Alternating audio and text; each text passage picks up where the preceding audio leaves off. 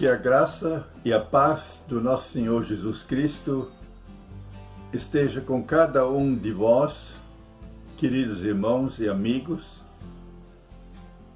e que possamos todos ter uma semana feliz, abençoada e de muitas vitórias, em nome de Jesus Cristo. Amém. O tema que desejo desenvolver hoje é esvaziar-nos, encher-nos e transbordar. O texto que quero ler está no segundo livro de Reis, capítulo 4, verso 3.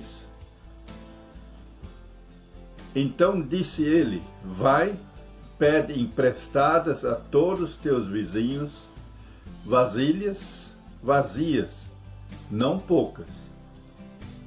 Apenas isso como texto base. Queridos, notamos no texto que o profeta Eliseu, quando estava para realizar o milagre de multiplicação do azeite da viúva, deu-lhe uma ordem. Ele disse: vai, pede emprestados a todos os teus vizinhos vasilhas vazias, não poucas. Isso quer dizer abundantes, bastante recipientes. Pergunto: o que é preciso para poder encher um balde, um copo, um balde, qualquer recipiente? O que é preciso para poder enchê-lo? Ora, a resposta é simples. É necessário que esteja vazio, pois não é possível encher um recipiente que está cheio. Tudo que se colocar por cima dele se derrama. Deve, portanto, estar vazio. Voltando ao tema e colocando-nos no lugar de vasilhas, temos que, em primeiro lugar, estar vazios, ou então esvaziar-nos. Esvaziar-nos é um ato de vontade própria. Nós devemos querer esvaziar-nos. Jesus nos é o melhor exemplo. Na carta aos Filipenses, o apóstolo Paulo diz, capítulo 2, versículo 7, a respeito do Senhor Jesus: antes a si mesmo se esvaziou, assumindo a forma de servo, tornando-se em semelhança de homens e reconhecido em figura humana. Esse foi o nosso Senhor Jesus. Devo querer soltar as coisas que penso e que faço. Dr. Paul White, um médico missionário nas selvas da África, ele escreve muitas histórias, relata muitas coisas sobre os bichos, e ele fala como se pegavam os macacos. Tomavam um galão de plástico, qualquer galão, assim, amarrado numa árvore, e dentro do galão se colocava uma porção de amendoins. O macaco chegava, olhava dentro do galão, enxergava aqueles amendoins, metia então em seguida a mão dentro do galão, do gargalo, enchia a mão de amendoins, e quando queria tirar, já não passava. Ficou gritando e pulando, mas não soltava os amendoins. O que acontecia? Foi pego, foi preso o macaquinho. E assim se pegavam os macacos. Isso ele relata num dos seus livros de histórias das selvas. Em vez de abrir a mão, sair correndo, Macaco segurava os amendoins e não abria a mão de jeito nenhum, e isso lhe custou a liberdade. Despojar-se quer dizer pôr para fora. Soltar aquilo que é lixo, aquilo que não presta. O que a gente faz com o lixo? Todos nós sabemos que lixo é para o lixo mesmo, vai ser posto fora. Não queremos mais aquele lixo, aquelas coisas que não prestam. Os crentes de Éfeso recebem um recado do apóstolo Paulo. Ele escreve para os Efésios, capítulo 4 da sua carta, verso 22, no sentido de que, quanto ao tempo passado, ao trato passado, vos despojeis do velho homem, que se corrompe segundo as suas concupiscências e engano. No mesmo capítulo, verso 31, longe de vós toda amargura, cólera, ira e gritaria e blasfêmias, e bem assim toda a malícia. Não dá lugar ao diabo, também é uma outra orientação. No mesmo capítulo, verso 27, nem deis lugar ao diabo, nem as coisas do diabo. É impressionante o que nós lemos em Atos 19, 18 e 19. Ali nós temos um relato muito impressionante.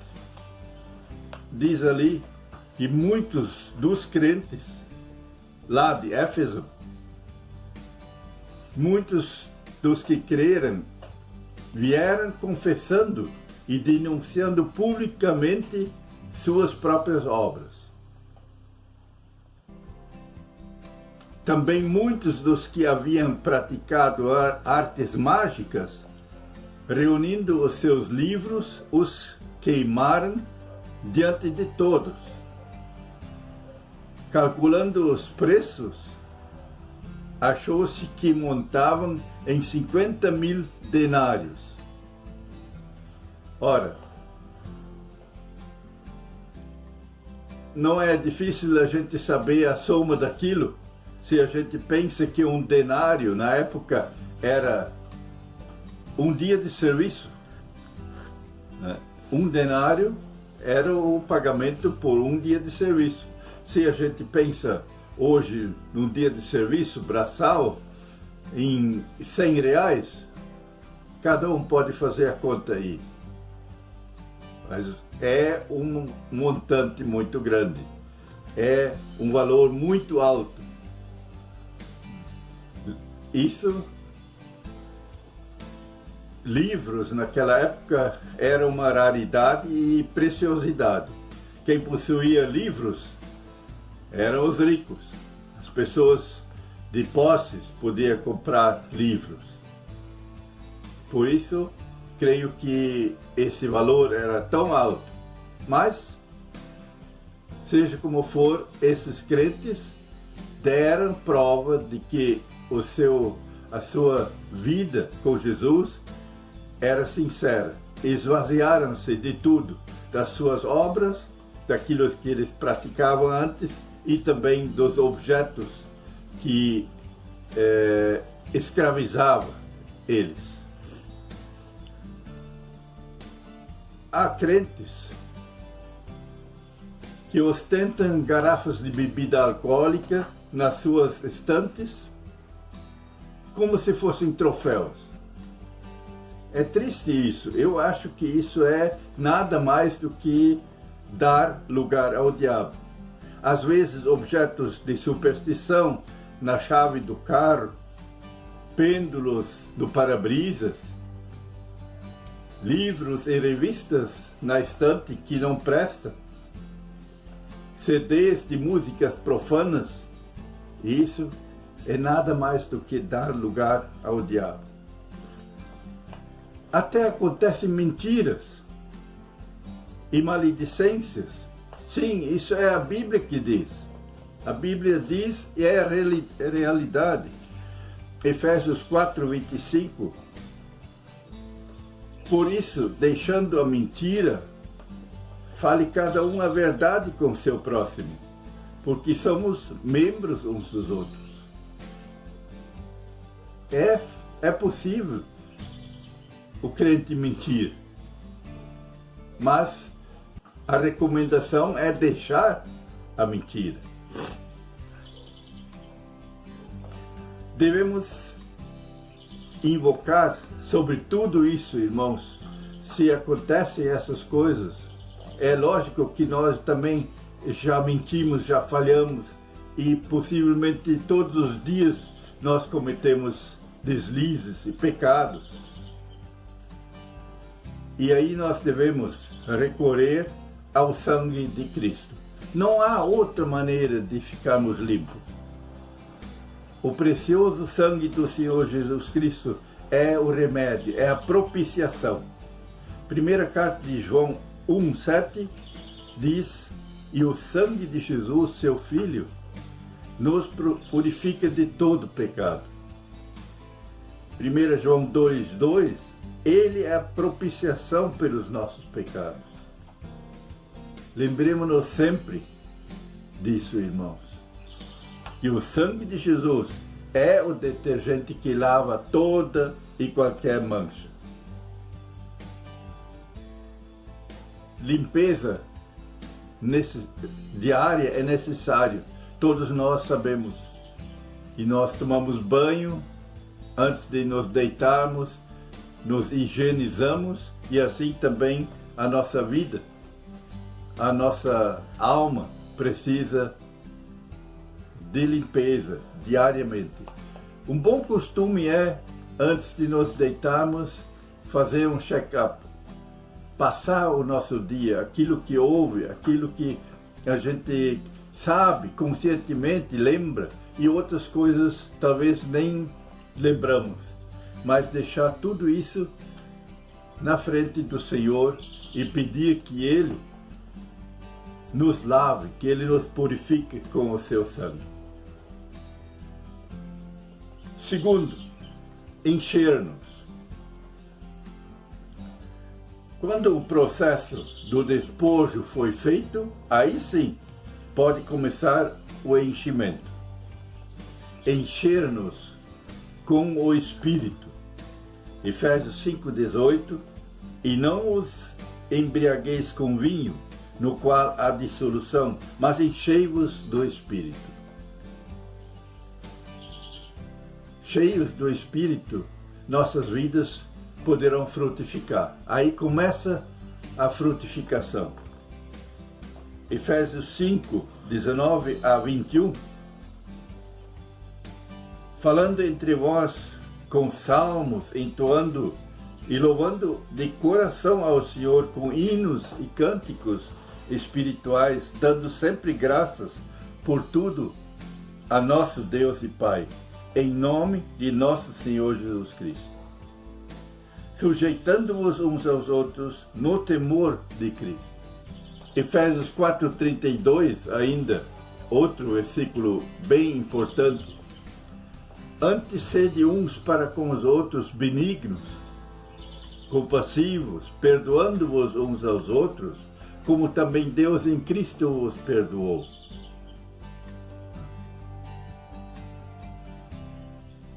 Efésios 5:1-2, sede, pois, imitadores de Deus como filhos amados.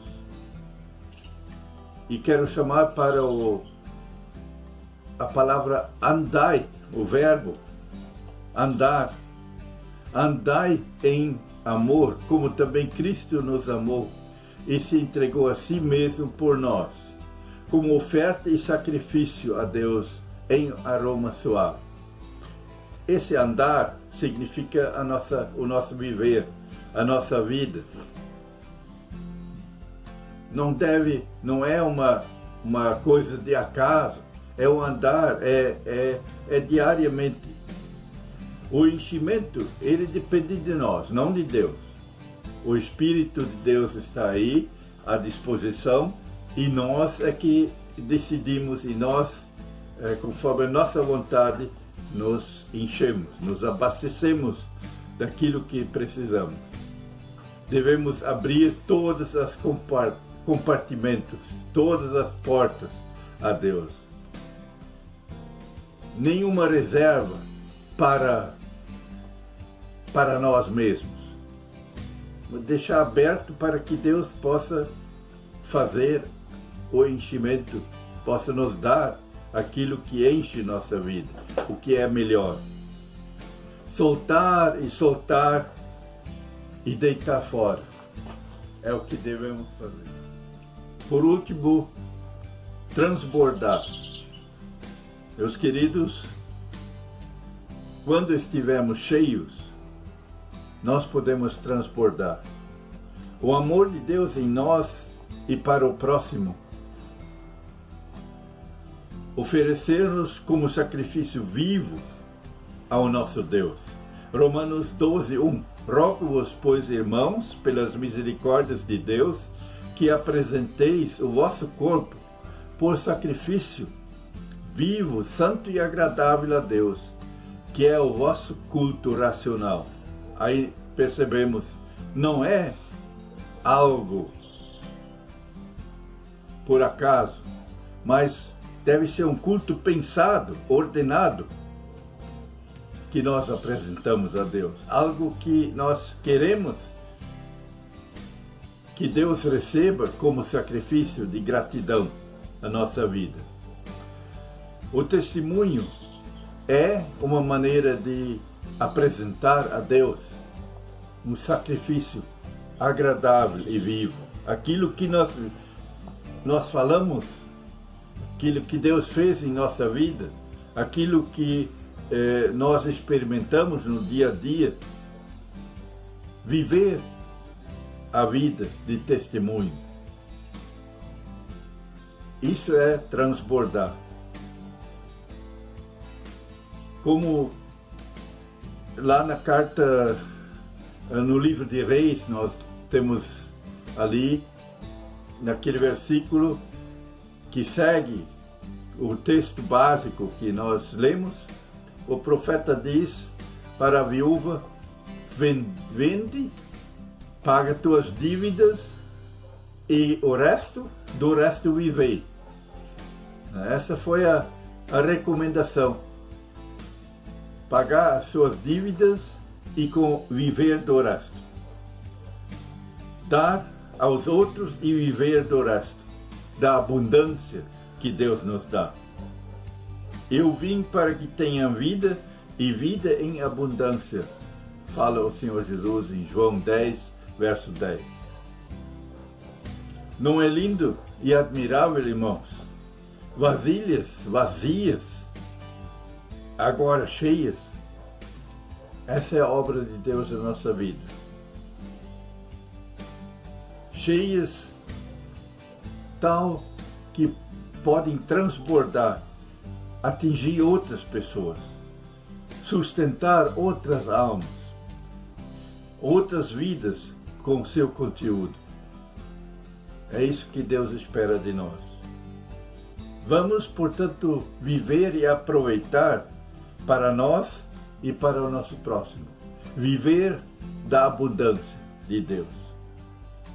Que Deus nos capacite, encha, use e abençoe todos os dias.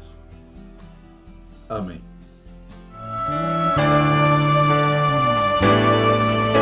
Espírito, encha minha vida, enche-me com teu poder, pois de ti eu quero ser. Espírito, enche o meu ser. Espírito, encha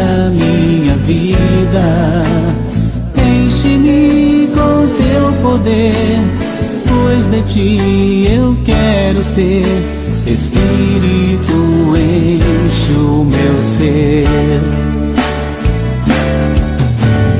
As minhas mãos eu quero levantar e em louvor te adorar. Meu coração eu quero derramar diante do teu altar.